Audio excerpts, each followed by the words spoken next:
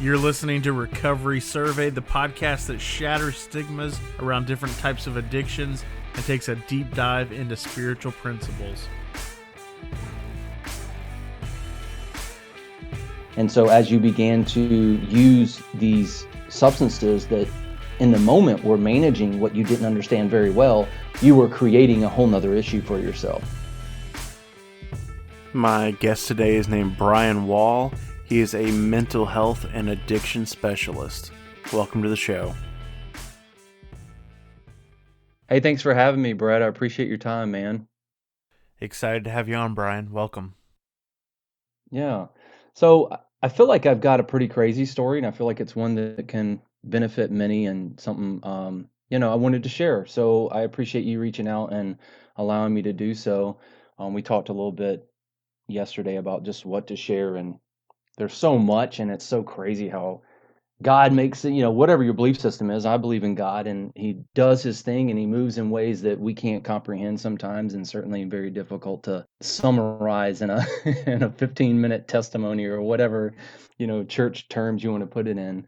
But I jotted some notes down that I wanted to share in hopes that that will maybe resonate with someone. So I was originally born and raised in North Carolina, in a Christian home, two stable parents.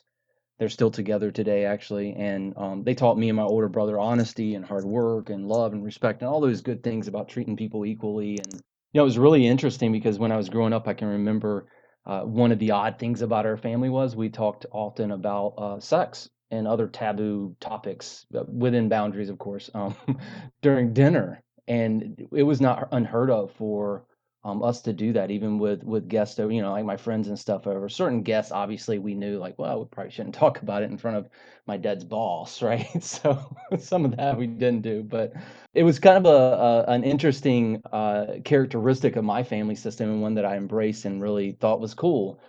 We've always been really open with each other and valued transparency. And as we talked yesterday, I was thinking back on how my family system and upbringing relates to my addiction, in recovery now, obviously, but how it began and what fueled it and all those sort of things. And I know that addiction is oftentimes fueled by unresolved trauma. So I was thinking back and remember almost losing my brother, my older brother, actually, to a bad car accident when I was about 10 years old. And he was crossing a busy street one summer afternoon and was hit by a car, driven actually by an older man returning from a funeral, oddly enough.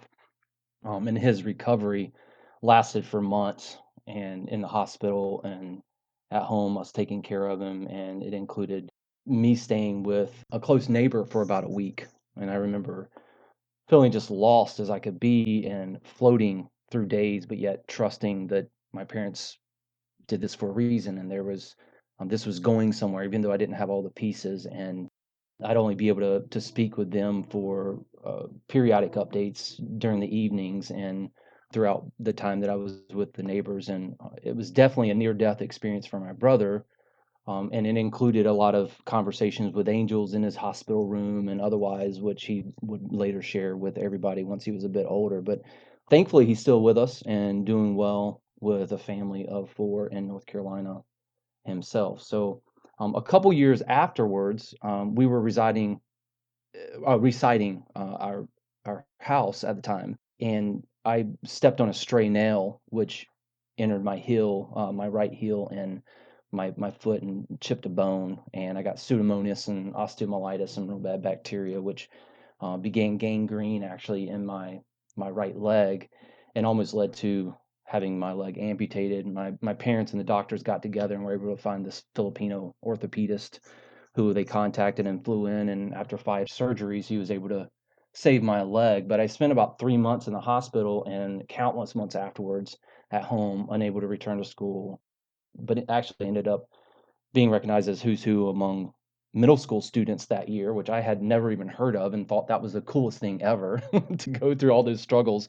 And for someone to give you a pat on the back, that felt really great and probably started some of my performance-based behaviors in gaining approval from others. But the following year, actually, I'd recovered from the injury, and the following year, I got mononucleosis. So again, was unable to attend school regularly, and thankfully, I always did well academically. So it didn't kill me too much on the grade side, and I was still early on in my education, being young and all. So it didn't kill me too much there, but was very much a spiritual a weight on me for those 2 years going through that trauma for myself, and I know that affected development as well. But amongst all that chaos that was going on, I was actually swimming competitively with what would be considered, I guess now, a travel team, and was actually realizing I had quite a gift for swimming. I was really good at it. It was a natural, as they say, and when I was very young, I was,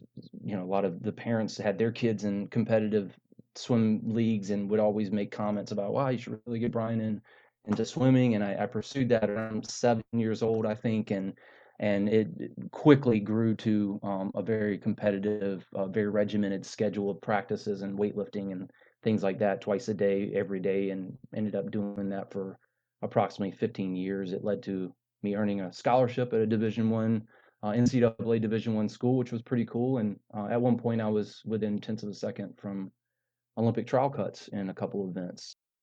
And you guessed it, my addiction stopped that process real quick. So, unfortunately, it started with me being introduced to marijuana and mushrooms by my best friend, actually, at the time in high school. And the struggle with addiction in my life was ignited at that point. Once I arrived at college, I quickly explored everything I could socially and was quickly introduced by cocaine, again, by very close friends. I resisted using it at first because at the time, I was coming out of a Miami Vice age, and I recall a lot of those programmings that I saw. So I was really fearful of like what might come of this if I actually did a line of cocaine, and I wish I had never done that first line, but I did, and absolutely fell in love with the control and the clarity that I obviously naively thought that it gave me. My relationship with Coke from that point inevitably introduced me to so many other negative influences and like-minded people in all the wrong ways, which I absolutely pursued to the nth degree and eventually lost my scholarship after my junior year in college due to really not being able to manage two facades, being an athlete and then being the social butterfly that I was seeking out to be, and feeling that I had control of that process, but now looking back, realizing the addiction really had control of every move I made. Ended up losing my scholarship and returning home to only delve deeper, honestly, into my addiction and anything or anybody that would fuel it. I was in and out of jobs, stayed pretty consistent within the restaurant fine dining industry, which I loved because it actually offered me a pretty cool opportunity. Every time I had folks come in, I was able to be whoever I wanted to be for any given table. And being this guy that was so lost, I now, looking back, it's like, wow, you've got great acting abilities. No, I was so incredibly lost. I was going out of my way to pursue any opportunity I could get to find what the next step was in my life. And this was really playing into that. So my journey eventually led to a raging addiction and suicidal thoughts that also became incredibly unmanageable. I just couldn't get up each day and continue through knowing what I was dealing with and knowing it was exponentially multiplying out of my control. I wrote a goodbye letter to my parents, and before a moment of clarity, actually, when I contacted my psychiatrist at the time and arranged for a meeting for me to go to a local psych hospital for admission. I spent 2 weeks there inpatient and was released on my 24th birthday, which now being in the field, I realize is an absolutely ridiculous idea. And I can't believe they released me on that date. But I remember campaigning a bit for that to happen. And I look back and realize how manipulative I was and how incredibly influential, my personality was in all the wrong ways, and it actually set me up for another fall because I immediately returned to using because I hadn't really truly addressed any of the foundational triggers of my use internally, really. Oddly enough, I actually ended up afterwards, years later, returning to that hospital to work as a behavioral health tech, and then I moved to their admissions department and worked as an administrative assistant while I was finishing up my master's degree, and then ended up working with them as a crisis counselor, and then later as a business development rep and their mobile crisis team lead. And so it's amazing how God works and turns all things for his good. And that's certainly the case in this situation. So shortly after my relapse from being released from that hospital, I was back living a life of active addiction and collided with my previous wife. We were engaged within 6 months and married within a year. We faced our struggles as all couples do. Unlike some, we tackled them together and did that for almost 14 years. Shortly after we married in 2000, I completed my master's in counseling psychology. We moved to the Dominican Republic to serve as missionaries at a residential treatment facility for troubled teens, and did so as house parents initially. And then I transitioned into the counseling department and became their counseling department head, where I completed all my licensing requirements for my LPC as licensed professional counselor in North Carolina. But ultimately, we were able to serve there for 4 years, and it was by far the most spiritually influential time of my life. It stretched me in ways I did not know were possible. It had a major impact on the man that I am today, and I am forever grateful for that experience, and I know it plays a part in my story. We actually, after being there for almost 4 years, had to return to the US in 2009 after my first daughter's birth there, actually. My wife was having some medical difficulties, some concerns, and we wanted to explore those. So we came back to the US for more advanced medical care, and later discovered that she had cervical cancer, which was followed by a 4 year battle, a story in itself, before she passed in September 2013. It was during that time that I had to resign from my job. We lost our home to foreclosure. We all moved into a one bedroom space in my parents' house, which they already had a small home anyway. They're both retired, and we stayed there until her death. And all while my addiction had been reignited with this chaos that was happening in my life, and gained even a stronger hold on whatever was left of my soul, honestly, from the experiences I had before and being refueled by my time in the Dominican Republic. I was just getting to a place where I was ready to launch on a new scale, really, without addiction in my life. And her death, her struggle with cancer, absolutely reignited the addiction, because I was convinced that it was what I needed to get through. Following her death, I was actually reunited with a friend. It's crazy, things in my life completely circle, just come back around in a circle, and it's mind-boggling when I look back and see the connections that God made along the way, only to resurface those in a time when I needed them the most. And this was very similar to that, none different than the times before. I ran back into a friend of my wife's from the ministry in the Dominican Republic, and we were married by the end of the year. We both now recognize we were playing a savior complex type role for each other, to the extent that I was a single parent and had just lost my wife of almost 14 years. And she, my wife now, had actually just been in a really bad car accident that left her with a traumatic brain injury, and a long road to recovery that we still are venturing on today, I guess you could say. It's an everyday, daily support effort from each other to get us what we need to be what we've been called to be. So that's part of our journey, and we've embraced that. Despite all of the naysayers after my wife's death, did the unknown to get married so quickly and in a situation that I just described, that seemed to introduce chaos into chaos. And even to exacerbate all that, we ended up moving to Central America within 6 months or so, if I remember correctly.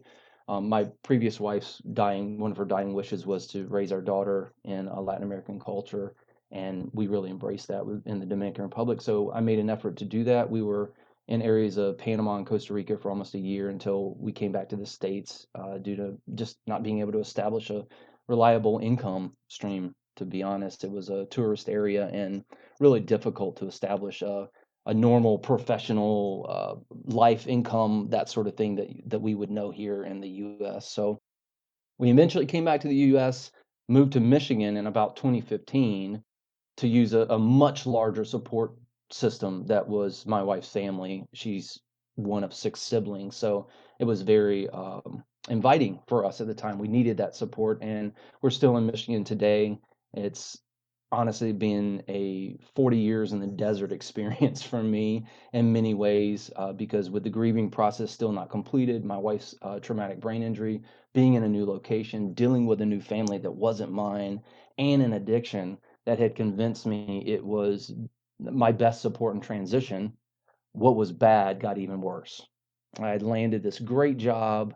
There were times from the point we got to Michigan to landing this great job that we were just struggling with our own. She's got a history of addiction too, and so she's in recovery as well. We've embraced that together, but we were really struggling a lot with just maintaining what it is to be a parent, what it is to be an individual, what it is to be in love, and what it is to try to establish life around all that, and cleaning up from the past what we brought into the marriage. And it was beyond chaotic, and we both were leaning on all the wrong supports, even amidst having such incredible supports here in Michigan. So I had landed this great job with a large local nonprofit as their clinical supervisor, and absolutely loved the job, the people, the population I served. It was a perfect fit for me.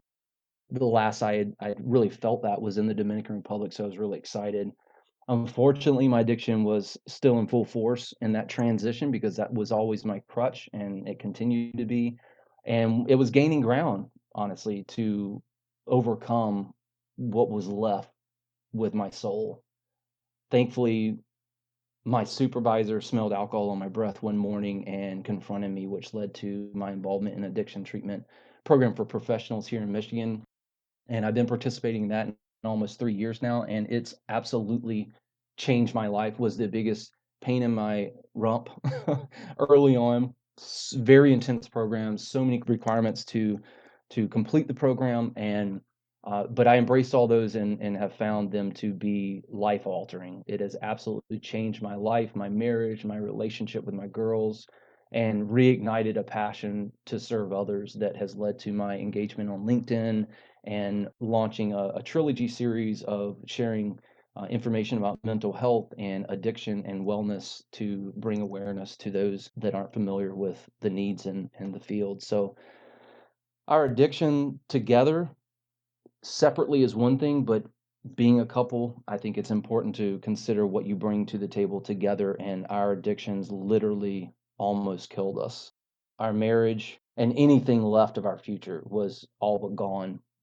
Thankfully, with the help of family, trusted friends, and some really great counselors, we were able to mend our differences and salvage what was left, and create an incredible bond we have today with each other and our kids, beyond what I ever thought was possible. And now, just opportunity that has introduced itself to me since not using that crutch that I always used has absolutely blown my mind, Brett. It knocks on my door at night. It falls at my feet. It calls me on the phone. Like, opportunity just continues to explode, and I'm doing my best to embrace it. One of the opportunities we have coming up is we're going to be moving to Florida, an area down there. A lot of her siblings, like I said, they're a huge support, and most of her siblings live in this area of Florida, so in South Florida. So we're going to be moving to Florida in early summer next year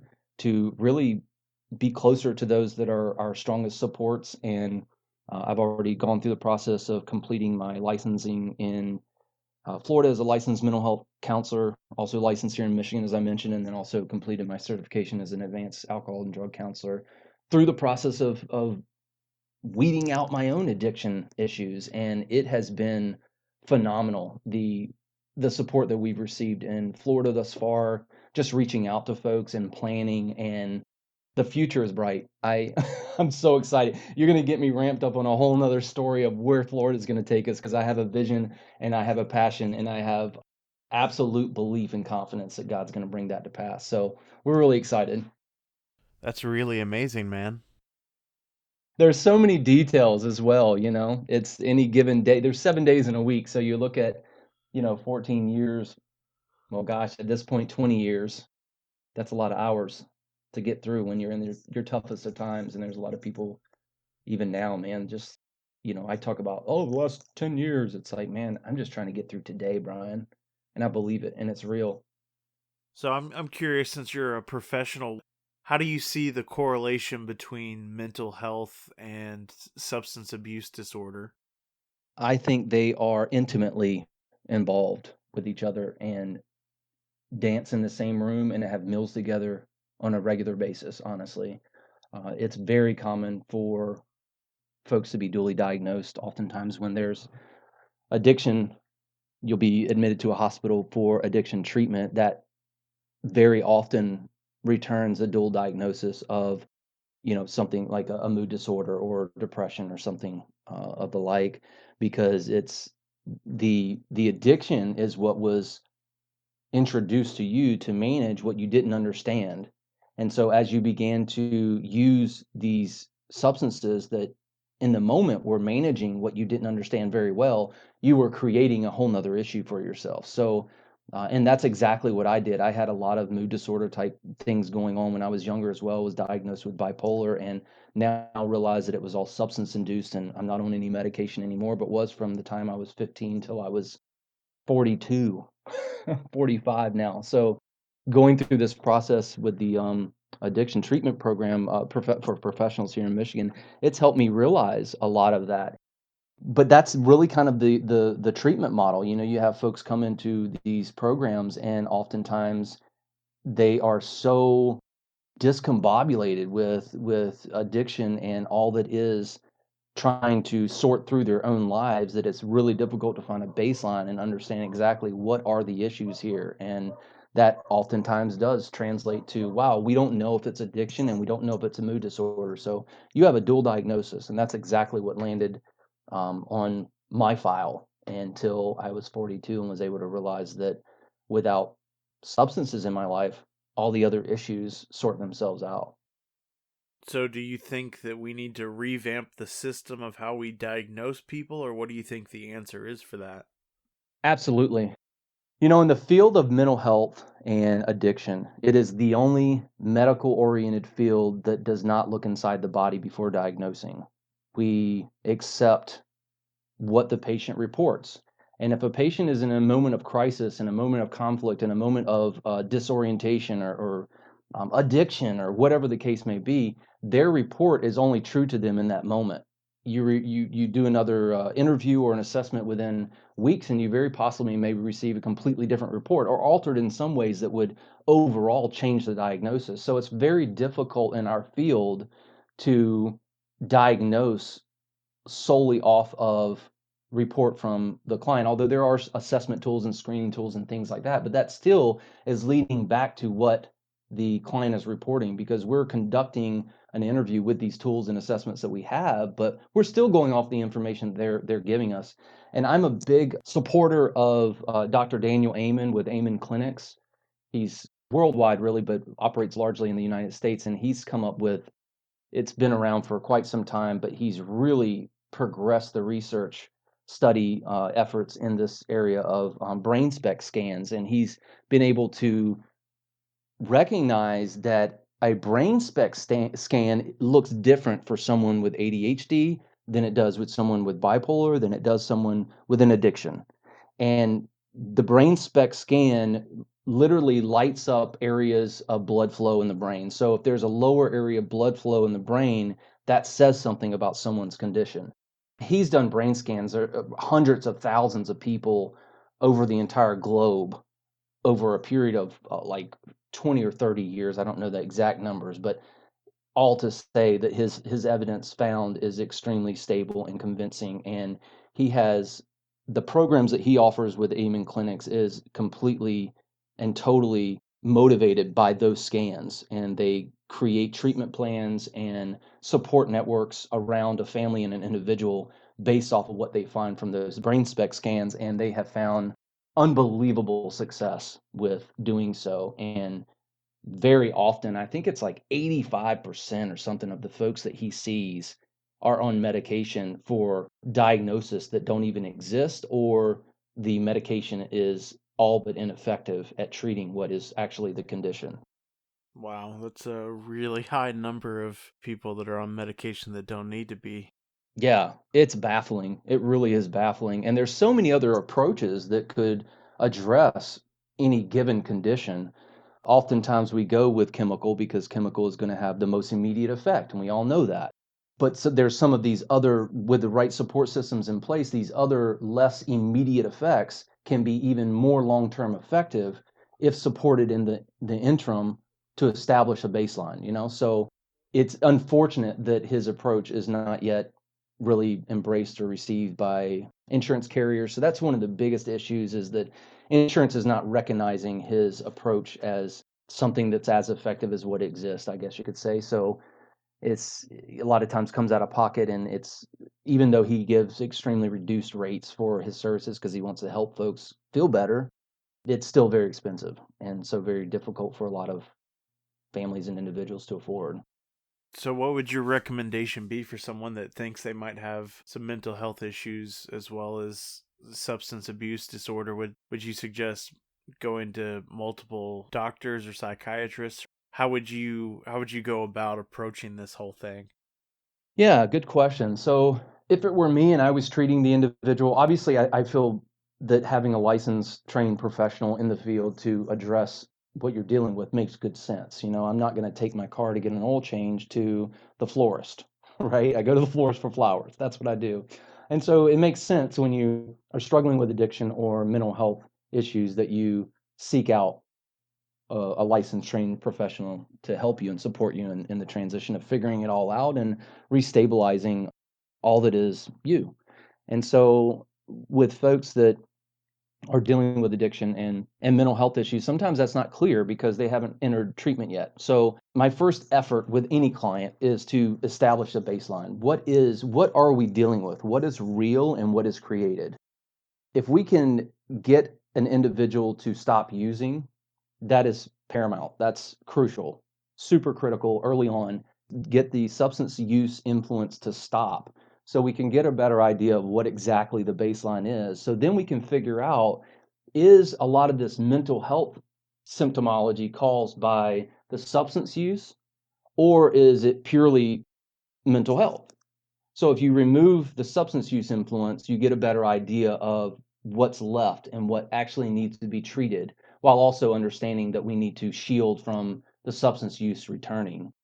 Sometimes, you know, like in my case, a lot of the mood disorder type symptoms that I was experiencing early on in my life were all triggered, substance induced. So once I removed, gosh, forever later, that's a tough one for me to swallow, but forever later, you know, at 42, I finally realized that removing those substances from my life caused all the mood disorder and the mental health symptomology to disappear. Stability reintroduced itself to my life once I just cleared out the influence of the addiction that had been there for so long. On the patient's end, what would you suggest they do? I mean, obviously, you said to try to remove the substances to help create a baseline. Is there anything else you can suggest? Diet, exercise, anything along those lines? Well, that's tough because if you've got an addiction present, obviously what you eat and what you do on a daily basis, exercise, et cetera, is absolutely always going to be dictated by your addiction. It will tell you. It attacks the pleasure center of the brain and literally hijacks control of who you are, and it determines how you function in relationships, how you interact with others, how you take care of yourself, what you eat, when you eat, how you sleep, whether or not you take a shower. I mean, it literally has that much control because you are so focused on that next fix that all those other things become secondary. So my primary suggestion, my primary recommendation would be you got to stop using, you know. If you can't do that on your own with the supports that are currently in place, then you need to get into a treatment program that pulls you out of those triggers so that you can clean your system out. You can get yourself back to a baseline so medical professionals, counseling, mental health professionals that are there at that facility can put eyes on what exactly that baseline looks like and then determine what we need to do to maintain that, what healthy is for you.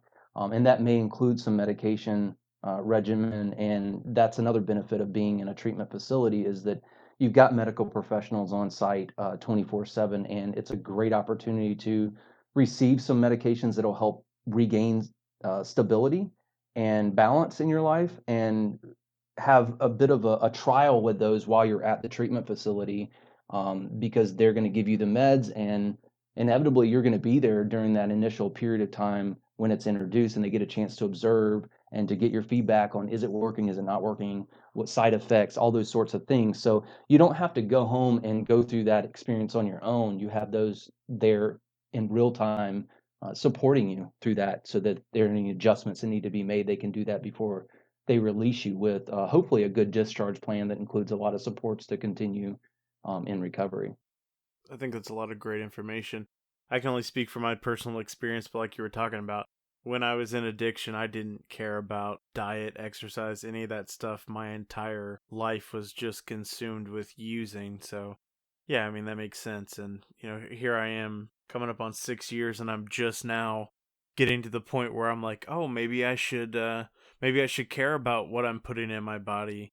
I think back in June I started exercising regularly. Like, it's taken me 5 years since I got clean to start implementing some of these things in my life. So yeah, I mean, that makes sense that's not going to be one of the first things you do. I mean, obviously you got to get rid of the drugs first. Yeah.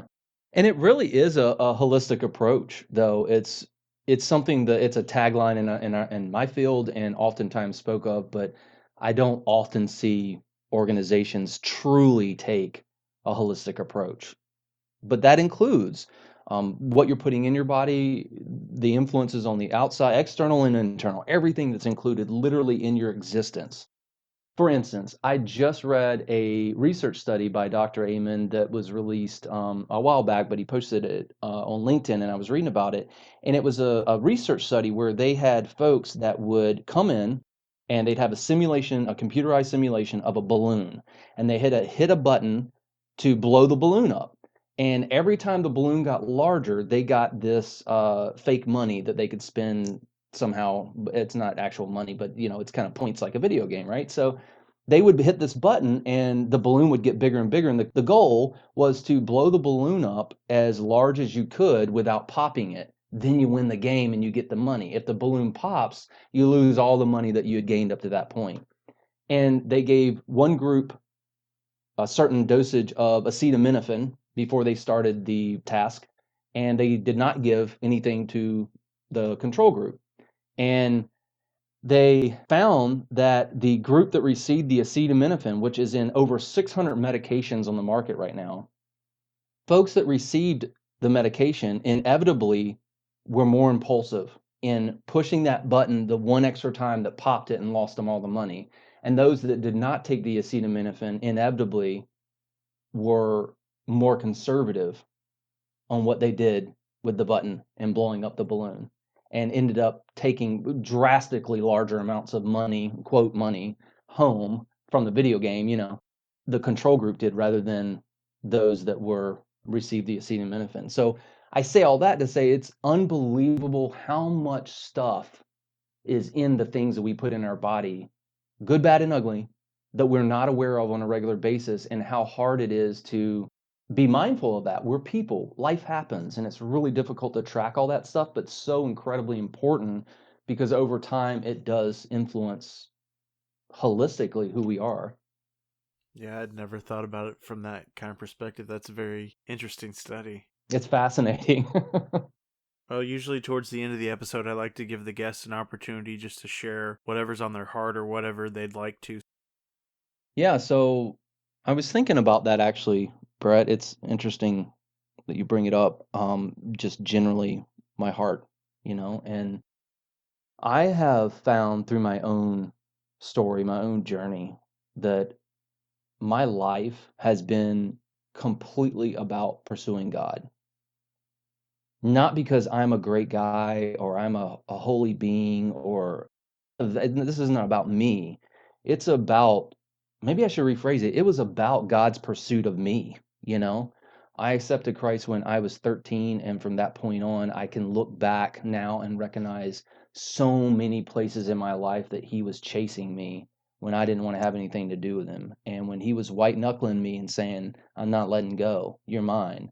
And I realize now that my life, for me, was about that relationship, the pursuit of that relationship.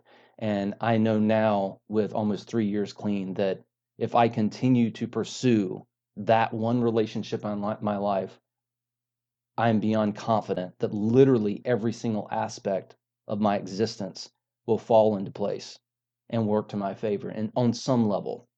And that's not always monetary and none of the worldly stuff. I'm talking about just good balance and good energy and health and those sorts of things, that make up the full picture, the holistic picture, right?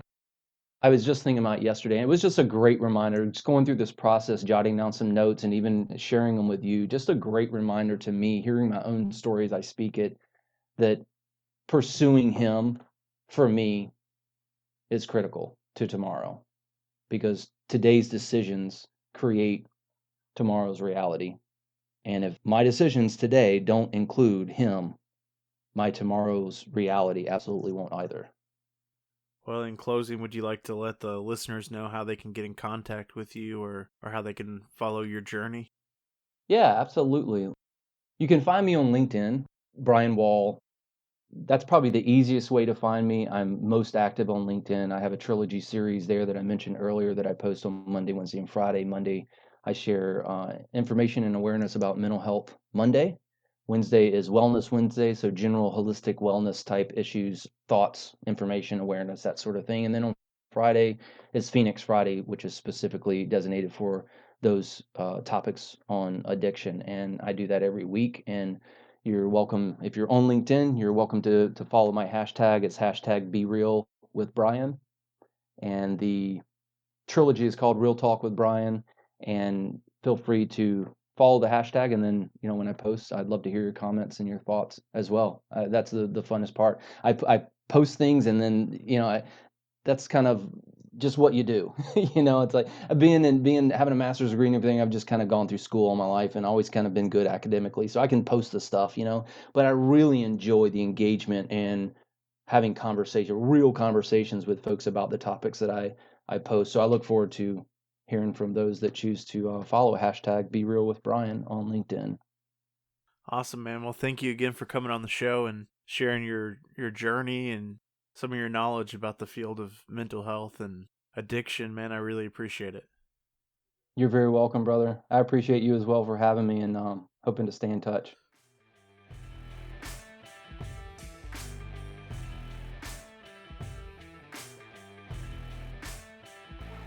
Brian, thank you so much for coming on the show today and being so honest and vulnerable and sharing your story with us. I would encourage you guys to check out his LinkedIn profile and look at the trilogy series. You've been listening to Recovery Survey. If you got anything out of today's episode, I'd ask you to please leave us a 5-star review and share this episode with a friend. If you'd like to get in contact with us, you can find us at recoverysurvey.com. You can listen to all of our episodes on the website, as well as connect with us on social media, where you can get previews for upcoming episodes.